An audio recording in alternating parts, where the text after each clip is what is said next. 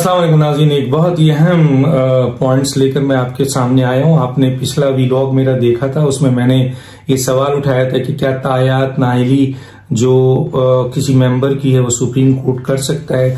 तो मैंने कानून और आइन की नजर में ये चीज वाज़ेह की थी कि आइन और कानून के लिहाज से हर इदारे का जो है वो एक जुरिडिक्शन है, चाहे वो पार्लियामेंट हो, चाहे वो एग्जीक्यूटिव हो और चाहे वो जुडिशरी हो।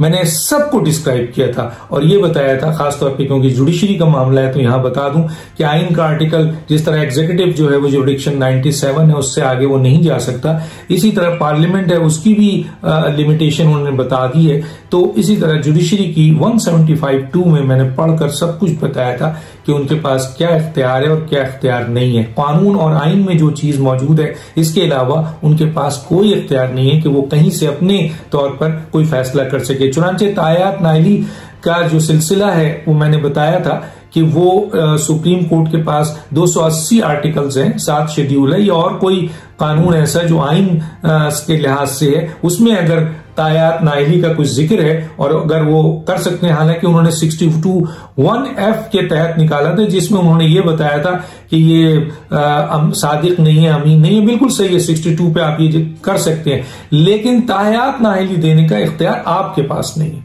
62(1)(f) में डिस्क्वालिफिकेशन का तरीकेकार तो है, लेकिन ये कौन डिस्क्वालीफाई करेगा वो आज मैं आपको बताता हूं। ये तो मैंने बता दिया था कि सुप्रीम कोर्ट ये नहीं कर सकता और कानूनी और आईनी माहिरीन भी यही कहते हैं। और मैं एज ए तालिब इल्म आइन का वो नुक्ता लेकर सामने आया था और गुजारिश भी की थी कि अगर आइन और कानून में कहीं लिखा है तायात नाइली सुप्रीम कोर्ट कर सकती है तो मेरी भी इस्लाह कर दीजिए, वरना जो तायात नाइली जिन लोगों की भी हुई है वो गैर आईनी और गैर कानूनी काम है जो आइन कह रहा है। अब आइए, पहले तो मैं ये बोलूं कि जनाब अदलिया जो है वो पाकिस्तान का एक अहम इदारा है, उसकी रिस्पेक्ट इज्जत सब हम पर फर्ज है।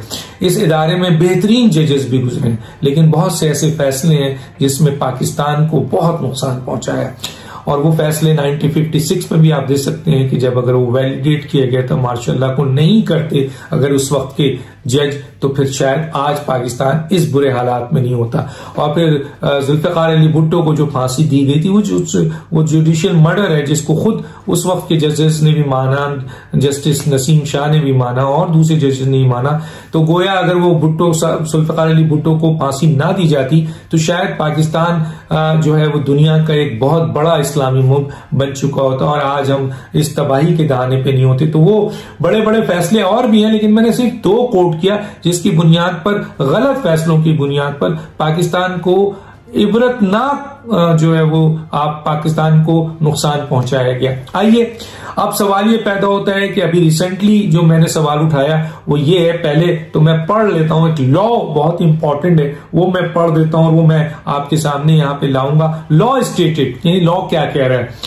When a law requires a thing to be done in a particular way, it will only be done in that way or it will not be done at all। ये देखिए, ये लॉ कह रहा है, ये मैं आपको बता दूं, ये क्लियर कट लॉ कह रहा है। अब सवाल ये पैदा होता है कि आज मैं ये आपको बताना चाहूंगा कि डिस्क्वालिफिकेशन का इख्तियार किसके पास है।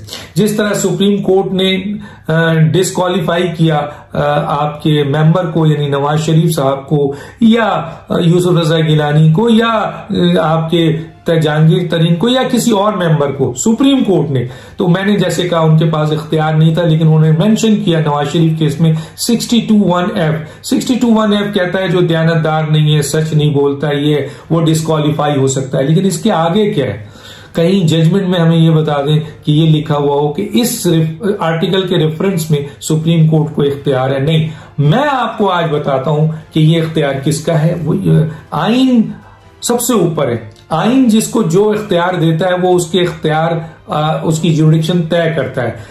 कल एग्जीक्यूटिव जुडिशरी का फैसला तो नहीं कर सकती ना, तो पार्लियामेंट जुडिशरी का फैसला तो नहीं कर सकती ना। इसी तरह जुडिशरी पार्लियामेंट और एग्जीक्यूटिव का या इलेक्शन कमीशन का फैसला तो नहीं कर सकती। सोचे जरा, हर की अपनी अपनी है। कल जुडिशरी कहे कि हम लड़ने जा रहे हैं बॉर्डर्स पे, आइन ने इनको दिया ही नहीं है। या कल फौज कहे कि जी मैं जजेस वो बना देता हूं हमारे लोग जो है फैसला करें, जुडिशियल जितने मैटर्स हैं, ये नहीं हो सकता। तो आइन ने डिस्क्राइब किया है और जुडिक्शन वाज़ेह है। तो अब देखते हैं कि मेंबर को नाअहल करने का इख्तियार किसके पास है। तायात नाअहल का तो मैंने बता दिया। आज मैं बताऊंगा कि सुप्रीम कोर्ट के पास नाअहल करने का भी इख्तियार नहीं है। ये वो फोरम ही नहीं है, वो फोरम सिर्फ एक है और वो है इलेक्शन कमीशन। और किस तरह है आइन बता रहा है। आइए मैं आपको पढ़ के सुना देता हूं। 62 का आपके 63 का 2, फिर मैं कह रहा हूं 63 का 2 मैं आपको दूंगा। क्या कह रहा है ये मैं पढ़ देता हूं। वो डिस्क्वालिफिकेशन का है 63, उसका 2 क्या कह रहा है। ये कह रहा है if any question arises whether a member of the Majlis Shura parliament has become disqualified from being a member, the speaker or as the case may be the chairman shall, unless he decide that no such question has arisen, refer the question to the election commission within 30 days, and if he fail to do so within the aforesaid period, it shall be deemed to have been referred to the election commission. तो election speaker या chairman एक reference भेजेगा जिस member को disqualify करना, और election commission वहां से नोटिफाई कर देगा। ये कानून या आइन कह रहा है, कहीं इसमें सुप्रीम कोर्ट है नहीं। तो अगर मैंने कल कहा था कि जी तायात नाअहली का या नाअहली का, आज बोल रहा हूं कोई क्लॉज है तो बताए ना सुप्रीम कोर्ट के वाले से। आज फिर मैं दोहरा देता हूं, 280 आर्टिकल है, कोई एक आर्टिकल बता दे। आज मैं बता रहा हूं एक आर्टिकल, और वो 63 का 2 है, जिसमें बताया जा रहा है कि डिस्क्वालीफाई करने का प्रोसीजर है, और वो प्रोसीजर जो है वो है आपके इलेक्शन कमीशन के पास, स्पीकर या चेयरमैन के रेफरेंस के बाद। ना वजीर आजम कर सकते हैं, ना आर्मी चीफ कर सकते हैं, ना चीफ जस्टिस ऑफ पाकिस्तान कर सकते हैं। ये आइन कह रहा है। तो ये मैंने आपको पढ़कर सुनाया, ये सामने भी मैं आपको दूंगा। एक और बात भी कहना चाहता हूं, और वो बहुत ही इंपॉर्टेंट है, कि जब मुशर्रफ साहब ने टेक ओवर किया और एक elected prime minister Nawaz Sharif साहब की हुकूमत थी, उसको खत्म किया। मैं वजूहात पे नहीं जा रहा, लेकिन उसको जब खत्म किया उन्होंने, और जिस तरह उन्होंने खत्म किया, तो जाहिर है एक तरीके से उन्होंने आइन को मुअत्तल किया या आइन को तोड़ा या जो कुछ भी है उन्होंने किया। तो उस वक्त तो अदालतों ने, उस वक्त के जजों ने, मैं अदालत की हमेशा, ये एक ऐसा इदारा है जिसको हर आदमी को इसकी इज्जत करना है। देखिए, अच्छे और बुरे हर इदारे में मौजूद होते हैं। अमल और फैसले अच्छे और बुरे हो सकते हैं। खुद हाई कोर्ट के फैसले को सुप्रीम कोर्ट खत्म कर देती है। सुप्रीम कोर्ट के किसी फैसले को, गलत फैसले को, सुप्रीम कोर्ट की दूसरी बेंच, बड़ी बेंच खत्म कर देती है। तो इसका मतलब यह है कि गलतियां तो होती हैं। तो ये मैं आपको एक गलती बता रहा हूं जिसका बड़ा भारी नुकसान उठाना पड़ा, जो मैंने बताया था जुल्फिकार अली भुट्टो का दौर, और जब मार्शल लॉ लगा था उस वक्त का दौर, जब एक जज ने जो है वो मार्शल लॉ को वैलिडेट किया था। तो वो एक जज ही थे ना, इदारा नहीं, अदालत की बात नहीं कर रहा मैं। वो तो हमेशा बेहतरीन चीज होती है, और इसमें पाए जाने वाले बड़े अच्छे अच्छे जजेस हैं, बड़े अच्छे अच्छे फैसले भी हैं। मैं इस वक्त उस बहस में नहीं आना चाहता। अब आइए आप कि जनाब मुशर्रफ साहब ने टेक ओवर किया, तो उस वक्त के जजेस ने जो है वो उनको वैलिडेट भी किया और उनको आइन में तरमीम करने की इजाजत दे दी। जबकि वो आइन तोड़ा गया, या आइन एक इलेक्टेड वजीर आजम को हटाया गया, आइन को मुअत्तल किया गया, आइन को तोड़ा गया, लेकिन अदालतों ने इसके ऊपर कोई एक्शन नहीं लिया।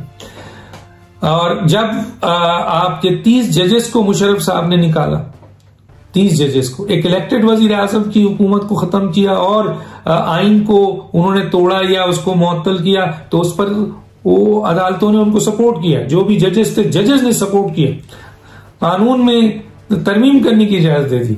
लेकिन जब 3 पीसीओ जजेस को मुशर्रफ साहब ने हटाया और पूरी तरह वो आइन को मुअत्तल भी नहीं किया था, उस वक्त मुशर्रफ साहब के लिए यूजर्पर का लफ्ज लिया गया और ये कहा गया कि इनको आर्टिकल 6 के तहत फांसी दी जाए। किसी ने तो ये कहा जज ने कि इनको उल्टा लटका के फांसी दी जाए। तो एक तरफ तो आप आइन की जुज़वी मुअत्तली पे 3 जजेस के हवाले से उल्टा लटका के फांसी देने की बात कर रहे हैं, और दूसरी तरफ एक इलेक्टेड प्राइम मिनिस्टर के खत्म करने पर, इनकी हुकूमत खत्म करने पर, आइन को मुकम्मल तौर पर आपके मुअत्तल करने पर या तोड़ने पर आप कुछ नहीं करते हैं, बल्कि उनको उल्टा इख्तियार दे देते हैं। ये मैंने 2 फर्क सिर्फ बताया, और अब मैं आता हूं एक और चीज के ऊपर, और वो ये है कि नवाज शरीफ साहब और यूसुफ रज़ा गिलानी 2 इलेक्टेड प्राइम मिनिस्टर थे।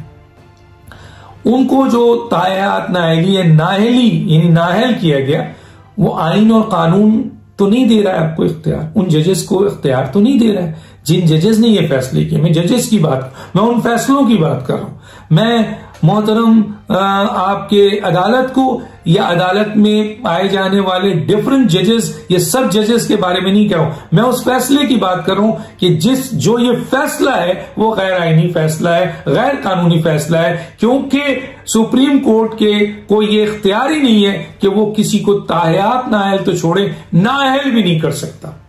तो ऐसी सूरत हाल में ये गैर कानूनी और गैर आईनी इक़दाम है। तो अगर एक आर्मी चीफ गैर आईनी और गैर कानूनी काम करे तो उसको उल्टा लटका के फांसी देने का कहा गया और ऑर्डर जारी किया गया, लेकिन कुछ जजेस ने 2 इलेक्टेड वजीर आजम को गैर आईनी तौर पर और गैर कानूनी तौर पर जो है वो उनको हटाया, उनको नाअहल किया और उनकी हुकूमत को खत्म किया। तो क्या उनके लिए भी कोई एहतसाब का कानून है? कोई करेगा?